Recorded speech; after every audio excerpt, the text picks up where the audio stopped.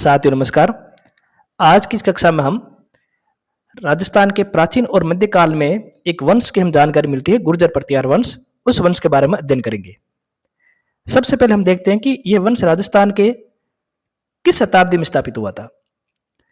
तो जो हमें साहित्यिक और ऐतिहासिक जानकारी मिलती है, उन स्रोतों के अनुसार जो 6ठी शताब्दी से लेकर जो 12वीं शताब्दी का बीच का काल है, इस काल क्रम में, इस टाइम पीरियड में राजस्थान और भारत के कुछ भागों में गुर्जर प्रतिहार वंश स्थापित हुआ था।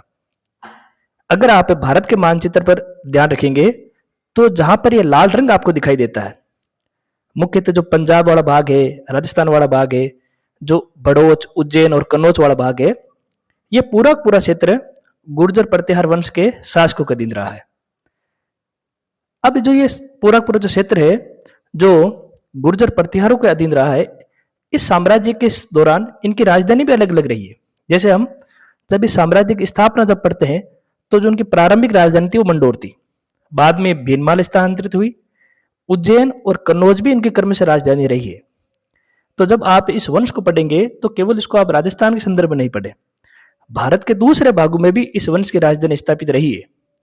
पर क्योंकि इस वंश की जो स्थापना की शुरुआत है वो राजस्थान के क्षेत्रों से हुई है, जैसे हम जो जालोर है या दक्षिणी जोधपुर है, जिसको प्राचीन काल में गुर्जरत्रा बोला गया है, इस गुर्जरत्रा क्षेत्र में ही 6ठी शताब्दी में इस वंश के शासकों ने अपने साम्राज्य की शुरुआत की थी। क्योंकि ये गुर्जरत्रा क्षेत्र है और ये उसके सुरक्षा प्रहरी थे, एक प्रकार के द्वारपाल थे, इसलिए इस वंश का नाम हो गया गुर्जर प्रतिहार वंश। तो यहाँ पर एक बात क्लियर होनी चाहिए कि जो गुर्जर प्रतिहार वंश है, इसकी शुरुआत 6ठी शताब्दी में हुई और इसका जो प्रारंभिक क्षेत्र है वो पश्चिमी राजस्थान था, जिसमें आज के जालोर और दक्षिण जोधपुर का क्षेत्र आता है। और यही क्षेत्र प्राचीन काल में गुर्जरत्रा कहलाता था और इस गुर्जरत्रा क्षेत्र के कारण ही ये वंश इतिहास में गुर्जर प्रतिहार के नाम से जाना गया है। इसकी 26 शाखाओं का उल्लेख हमें मोहनोत नैन्सी करते नजर आते हैं। इन्होंने एक पुस्तक लिखी थी, मारवाड़ा परगनारी विगत, और उस पुस्तक में उन्होंने गुर्जर प्रतिहारों की 26 शाखाओं को उल्लेख किया है। साहित्य ग्रंथों में तो इस वंश के बारे में हमें खूब जानकारी मिलती है, लेकिन कई बार परीक्षा में जो ऑब्जेक्टिव टाइप के एग्जाम होते हैं उनमें पूछते हैं कि गुर्जर प्रतिहार वंश का पहले अभिलेख की साक्ष्य कहां से मिला। अब इस बात को आप समझने की कोशिश करें। एक इतिहास में तो होता है त्रिकोणीय संघर्ष। इस त्रिकोणीय संघर्ष में 3 वंशों ने भाग लिया था, गुर्जर प्रतिहार, पाल वंश और आपके चालुक्य वंश। चालुक्य वंश के एक राजा थे जिनका नाम था पुलकेशिन द्वितीय। पुलकेशिन द्वितीय ने आधुनिक कर्नाटक में एक क्षेत्र है एहोल, इस एहोल में एक अभिलेख लिखवाया जिसको बोलते हैं एहोल अभिलेख। इस एहोल अभिलेख में इस गुर्जर शब्द का उल्लेख है। तो कई बार बच्चे रटते हैं कि एहोल अभिलेख में पहला अभिलेख की साक्ष्य है, तो इसको रटने की जरूरत नहीं है। तो जो आपके चालुक्य वंश के राजा हैं पुलकेशिन द्वितीय, उनका अभिलेख है एहोल अभिलेख जो कर्नाटक में है, और उस अभिलेख में गुर्जर शब्द का उल्लेख हुआ है। तो इस प्रकार ये अभिलेख की जो साक्ष्य है गुर्जरों का, वो पहली बार हमें एहोल अभिलेख में नजर आता है। फिर हम राजपूतों की जब उत्पत्ति पढ़ते हैं तो हमें एक वहां पर सिद्धांत नजर आता है कि राजपूत वंश की उत्पत्ति अग्निकुंड से हुई है, जिसमें 4 वंश की उत्पत्ति हुई थी, प्रतिहार, परमार, चालुक्य और चौहान। तो उस अग्निकुंड में जो जाति उत्पन्न हुई है उनमें सबसे प्रसिद्ध और प्राचीन वंश भी गुर्जर प्रतिहारों का माना जाता है। तो साथियों, गुर्जर प्रतिहार वंश के बारे में हमें एक चीज अब जानकर हो जानी चाहिए कि जो ये गुर्जर प्रतिहार वंश है, इनका जो प्रारंभिक क्षेत्र है वो राजस्थान था। राजस्थान के अंदर आधुनिक जो दक्षिणी जोधपुर है या फिर जो जालोर का क्षेत्र है, ये जालोर और दक्षिण जोधपुर का क्षेत्र ही प्राचीन काल में गुर्जरत्रा कहलाया। अगर आप राजस्थान के मानचित्र में देखेंगे तो जो ये वाला क्षेत्र ही गुर्जरत्रा था। तो यहां पर जिस वंश ने 6ठी शताब्दी में जो साम्राज्य स्थापित किया, उसे ही हम इतिहास में गुर्जर प्रतिहार वंश के नाम से जानते हैं। और इनकी जो प्रारंभिक जो केंद्र बिंदु था, ये जो प्रारंभिक राजधानी थी वो मंडोर थी। जो ये मंडोर है ये आधुनिक काल में जोधपुर जिले में आता है। अब हम देखेंगे साथियों कि जो गुर्जर प्रतिहार शब्द है, इस शब्द का क्या अर्थ होता है। कई बार बच्चे क्या करते हैं, सामान्य परिचय पढ़ने के बाद में सीधे ही उनके शासकों के बारे में रटने लग जाते हैं। लेकिन आप ध्यान दीजिए कि जो 2 शब्द हैं, एक तो गुर्जर और एक प्रतिहार, ये शब्द आखिरकार बने कैसे।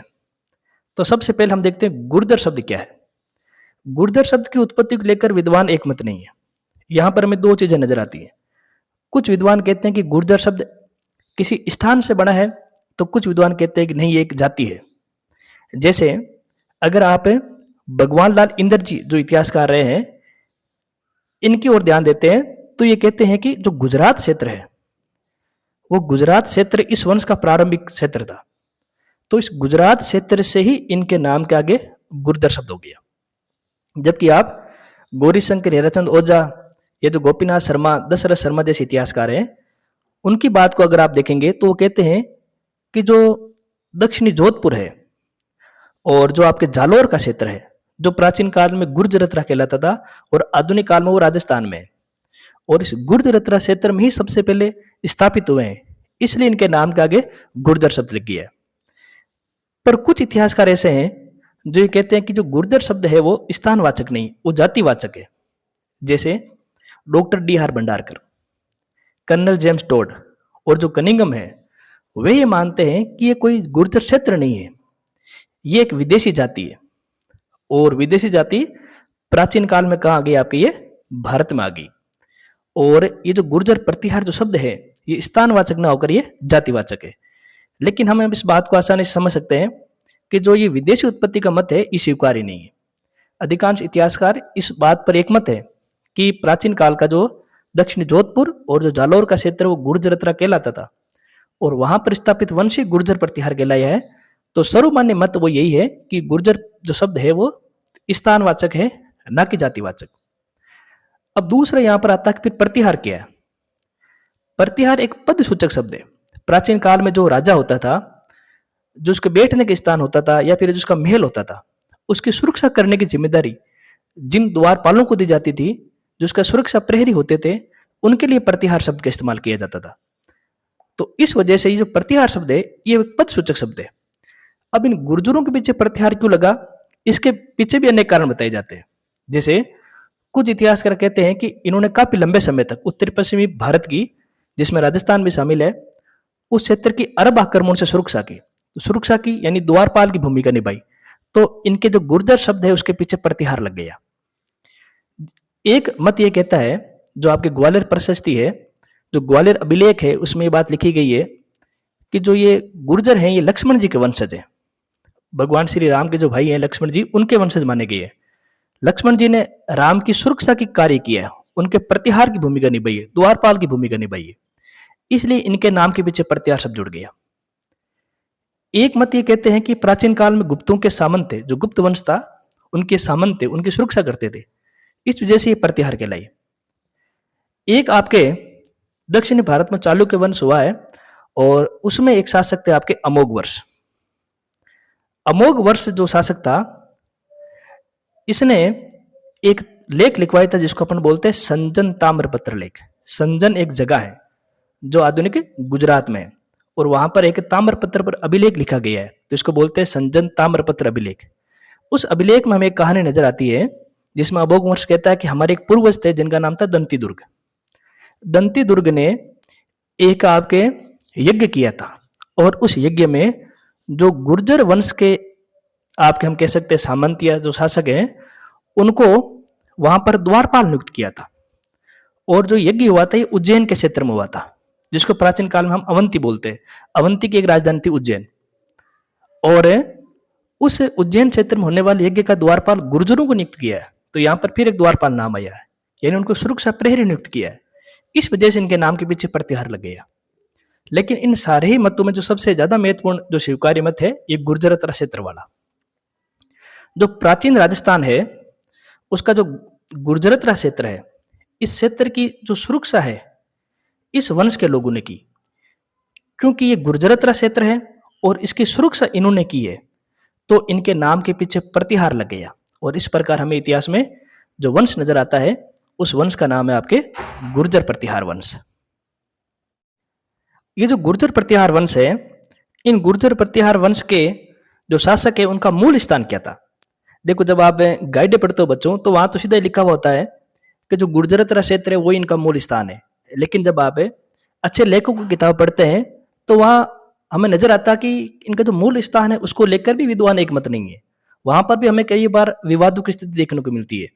कुछ विद्वान ही ऐसे हैं जो इनका मूल स्थान गुर्जरत्रा क्षेत्र मानते हैं, इसके अलावा भी हमें कई सारे मत नजर आते हैं, कई सारे विद्वान ऐसे हैं जो ये कहते हैं कि इनका मूल स्थान मंडोर या गुर्जरत्रा क्षेत्र नहीं है। तो कौन कौन से आपके इस प्रकार के उदाहरण हमें नजर आते हैं, तो हम उसको देखते हैं। जैसे एक जैन पंथ से जुड़ी पुस्तक है हरिवंश पुराण, और इस हरिवंश पुराण में कहा गया है कि जो वत्सराज है, इस वत्सराज को अवंती का राजा बोला गया है। अब ये अवंती कहाँ है? ये जो आपके मध्य प्रदेश वाला भाग है, उस मध्य प्रदेश में प्राचीन काल में महाजनपद काल में एक महाजनपद था जिसको बोलते अवंती प्रदेश, और इस अवंती प्रदेश का राजा वत्सराज को बोला गया है। तो इस पुस्तक के अनुसार तो जो गुर्जर प्रतिहार है उनका जो मूल स्थान है वो अवंती क्षेत्र या उज्जैन क्षेत्र है। फिर अभी हमने पढ़ा था संजन ताम्रपत्र, जो राष्ट्रकूट शासक अमोघ वर्ष का अभिलेख है। इसमें कहा गया था कि दंती दुर्ग ने उज्जैन में एक यज्ञ किया और वहां पर द्वारपाल की भूमिका या सुरक्षा की जिम्मेदारी गुर्जर प्रतिहारों को दी थी। तो इस अभिलेख के अनुसार भी गुर्जरों का जो प्रमुख स्थान है या जो पहला स्थान है वो उज्जैन है। लेकिन जो विदेशी एक हमें इतिहासकार नजर आते हैं स्मिथ, स्मिथ कहते हैं कि जालोर में स्थित भीनमाल क्षेत्र है इनका प्रारंभिक क्षेत्र है। एक चीनी यात्री थे हवेनसांग, उन्होंने अपने पुस्तक में दो शब्दों का उपयोग किया है, एक तो कुचेलो और एक पीलोमोली।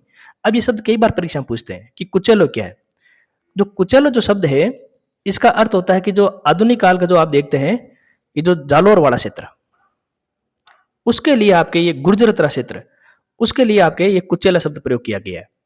और जो भीनमाल है उस भीनमाल के लिए उसने शब्द इस्तेमाल किया पीलोमोली। तो हवेनसांग के अनुसार भी जो उनका प्रारंभिक क्षेत्र है जालोर और भीनमाल रहा है। और जो भगवान लाल है जो इतिहासकार, वो ये कहते हैं इनका प्रारंभिक क्षेत्र गुजरात था। तो देखो यहाँ पर अलग अलग इतिहासकारों ने अलग अलग आपके मत दिए। जैसे हरिवंश पुराण कहता है कि अवंती के शासक थे, संजन ताम्रपत्र कहते हैं कि उज्जैन या अवंती के शासक थे, स्मिथ ये कहते हैं कि भीनमाल के शासक थे, हवेनसांग भी यही कहते हैं कि भीनमाल जिसे वो पीलोमोली बोलते हैं वहां के शासक थे, और भगवान लाल बोलते हैं कि आपके गुजरात के शासक थे। लेकिन ये सारे के सारे मत स्वीकार्य नहीं है। जो इसमें सर्वसामान्य मत है वो यही है कि गुर्जर प्रतिहार वंश के दो शासक थे, एक का नाम था आपके कक और एक का नाम था आपके बाउक। जो कक और बाउक है उनके दो अभिलेख हैं, एक तो जोधपुर का अभिलेख और एक घटियाल अभिलेख। उस अभिलेख में जब हम अभिलेख की बातों का अध्ययन करते हैं तो उसमें स्पष्ट लिखा हुआ है कि जो उनका प्रारंभिक क्षेत्र है वो गुर्जरत्रा है, और गुर्जरत्रा क्षेत्र से ही फिर इनकी दो शाखाएं निकली, एक तो मंडोर और एक भीनमाल। तो यहाँ पर जो उनका मूल स्थान है उनके हमने कई सारे हमने मत देखे हैं, लेकिन जब हम अंतिम निष्कर्ष पर पहुंचते हैं तो हम यही बात कहते हैं कि जो उनका मूल स्थान है वो कौन सा प्रदेश है आपके, गुर्जरत्रा प्रदेश है। और ये प्रदेश आधुनिक काल में राजस्थान राज्य में आता है। राजस्थान राज्य के दो स्थान, एक तो दक्षिणी जोधपुर और एक आपके जालोर, इन्हीं भागों में इनका मूल स्थान था।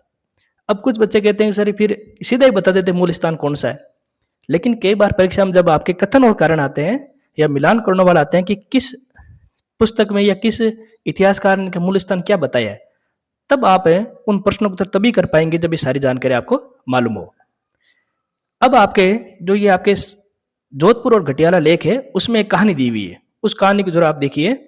जैसे इन अभिलेखों में बताया गया है कि एक हरिश्चंद्र या रोहिल्दी नामक ब्राह्मण थे, और इस ब्राह्मण की दो पत्नियां थी, एक तो ब्राह्मण पत्नी और एक क्षत्रिय पत्नी।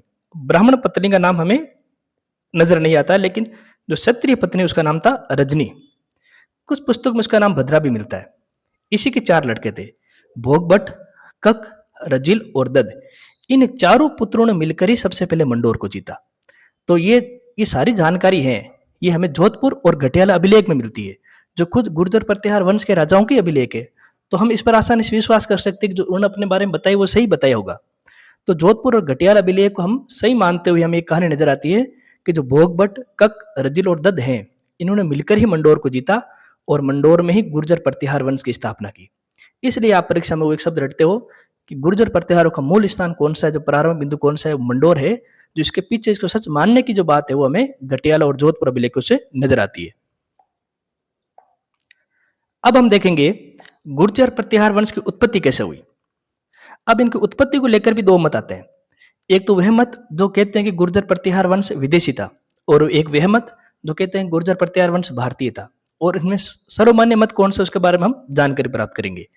सबसे पहले बात करते हैं कि जो वंश ये कहते हैं माफ कीजिए, जो इतिहासकार ये कहते हैं कि विदेशी मत के थे, तो उनमें सबसे पहले नाम आता केनेडी का। केनेडी का मानना है कि जो ईरान के आसपास के जो लोग हैं वो सूर्य उपासना करते थे, और गुर्जर प्रतिहार के लोग भी सूर्य उपासना करते थे। तो दोनों सूर्य उपासक हैं, दोनों के जो संस्कार हैं, दोनों के जो विधि विधान है एक जैसे हैं। इसलिए केनेडी महोदय गुर्जर प्रतिहारों को ईरानी मूल के बताते हैं। इनका कहना है कि ईरानी मूल के हैं और ईरान से फिर ये भारत आए। वहीं आपके जो कनिंगम महोदय हैं वो ये कहते हैं कि प्राचीन काल की दो विदेशी जातियां शक और कुषाण, और जो कुषाण है उन्हीं की एक जाति थी यूची जाति, और उसी यूची जाति की संतान थी गुर्जर, जो विदेशों से भारत आई और भारत में इन्होंने अपना साम्राज्य स्थापित कर लिया। स्मिथ, ब्यूलर और हर्नेल जैसे विद्वान भी इन गुर्जरों को एक विदेशी जाति जिसका नाम है हूण, उनकी संतान बताते हैं। जो भंडारकर महोदय हैं, भंडारकर महोदय का मानना है कि प्राचीन काल में एक जाति हुई थी आपके हूण, और हूण जाति के साथ भारत में एक जाति आई थी खजर। आप इसको इस प्रकार समझे कि भंडारकर साहब का कहना है कि प्राचीन काल की एक जाति है हूण जाति, और इस हूण जाति के साथ में भारत में एक जाति आई थी खजर, और इस खजर जाति से ही एक जाति और उत्पन्न हुई जिसको बोलते हैं गुर्जर। तो इस प्रकार भंडारकर महोदय साहब का कहना है कि गुर्जर जाति भी विदेशी थी। यहाँ पर परीक्षा में ये जो सवाल पूछे जाते हैं कि वे कौन सा भारतीय है जो गुर्जर प्रतिहार वंश को विदेशी बोलता है, तब हमारे लिए नाम महत्वपूर्ण हो जाता है ये D.R. भंडारकर साहब। बाकी जितने भी आप नाम देखेंगे सारे के सारे विदेशी इतिहासकार हैं, जैसे केनेडी हैं, कनिंगम है, स्मिथ, ब्यूलर, हर्नेल है, ये सारे विदेशी है, और ये गुर्जर प्रतिहारों को विदेशी बताते हैं, और इनका मानना है कि विदेशों से फिर कहाँ आए, भारत आए। लेकिन D.R. भंडारकर ऐसे इतिहासकार हैं जो कहते हैं, जो भारतीय होकर ये बात स्वीकार करते हैं कि गुर्जर विदेशी जाति है, जो हुणों के साथ आने वाली खजर जाति की संतान थी। तो इस प्रकार जो विदेशी उत्पत्ति का मत है उनके समर्थक कौन कौन है हमने देख लिए। फिर एक मत आता है कि भारतीय। कुछ इतिहासकार कहते हैं कि जो गुर्जर प्रतिहार है विदेशी नहीं है, ये भारत के ही मूल निवासी है। जैसे डॉक्टर दशरथ शर्मा, गोपीनाथ ओझा, माफ कीजिए गोपीनाथ शर्मा और ओझा जैसे इतिहासकार इस बात को मानते हैं कि गुर्जर प्रतिहार स्वदेशी थे, कोई विदेशी लोग नहीं थे, ये भारतीय मूल के लोग थे। हवेन सांग ने भी अपनी पुस्तक में दो शब्दों का इस्तेमाल किया है, एक तो कुचेला और एक पिलोमोली। तो हम पहले ही देख चुके हैं कि जो आपके कुचेला शब्द है ये गुर्जरत्रा क्षेत्र को संबोधित करता है, और पिलोमोली जो क्षेत्र है भीनमाल को संबोधित करता है। तो हवेन सांग भी अप्रत्यक्ष रूप से इस बात को स्वीकार करता है कि गुर्जर प्रतिहार वंश से जुड़े जो लोग हैं वो भारतीय हैं। इसी प्रकार जो गुर्जर प्रतिहारों के एक दरबारी इतिहासकार थे, साहित्यकार थे राजशेखर। राजशेखर ने एक पुस्तक लिखी थी विद्धशाल भंजिका।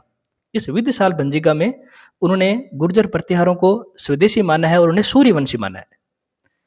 जो आपके गुर्जर प्रतिहारों के शासक थे उनसे जुड़ी हुई एक प्रशस्ति, एक अभिलेख है ग्वालियर प्रशस्ति। देखिए साथियों, बार बार एक नाम आ रहा है प्रशस्ति। प्रशस्ति क्या होता है? जिस अभिलेख में किसी राजा या किसी व्यक्तित्व की प्रशंसा की जाती है तो अभिलेख प्रशस्ति कहलाता है। इसी प्रकार गुर्जर प्रतिहार में वंशों में एक शासक हुए थे मिहिर भोज। मिहिर भोज का अभिलेख है आपके ग्वालियर अभिलेख। उस ग्वालियर अभिलेख को ही ग्वालियर प्रशस्ति बोला जाता है। उस अभिलेख में जो गुर्जर प्रतिहार है उनको लक्ष्मण जी का वंशज बताया गया, उनको विशुद्ध क्षत्रिय बताया गया, सूर्यवंशी स्वीकार किया है। तो इस प्रकार जो ग्वालियर प्रशस्ति है वो भी यही कहती है कि ये भारतीय थे। और जो जोधपुर और गटियालग अभिलेख है उसमें तो विशिष्ट स्पष्ट रूप से कह दिया है कि जो क्षत्रिय भद्राणी, जो क्षत्रिय रजनी भद्रा थी, उनसे फिर 4 पुत्र उत्पन्न हुए हैं और उन 4 पुत्रों ने फिर मंडोर अपना साम्राज्य स्थापित किया है। तो इस प्रकार ये गुर्जर प्रतिहार भारतीय है। अब इसमें निष्कर्ष रूप से सही क्या है?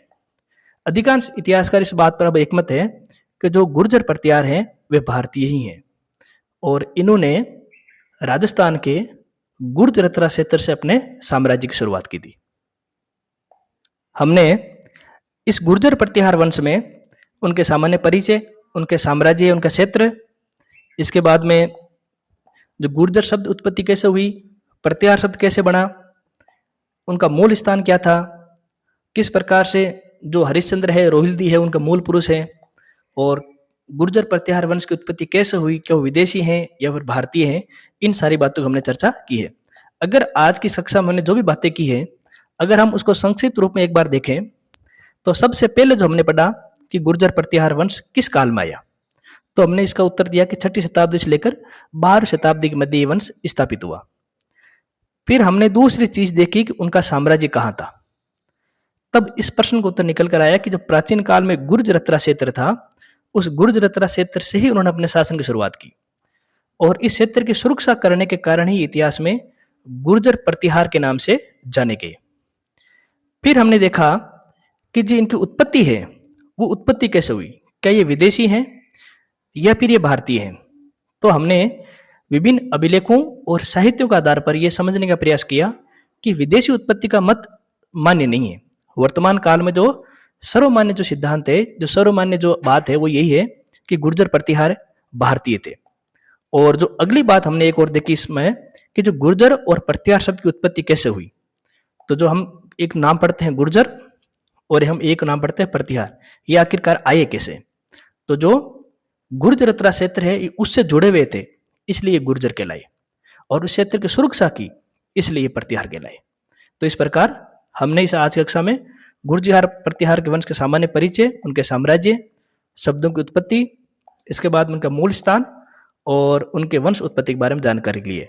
अब अगली कक्षा में हम इनके आगे के जो टॉपिक हैं या इनके जो शासक हैं उनके बारे में अध्ययन करेंगे। धन्यवाद।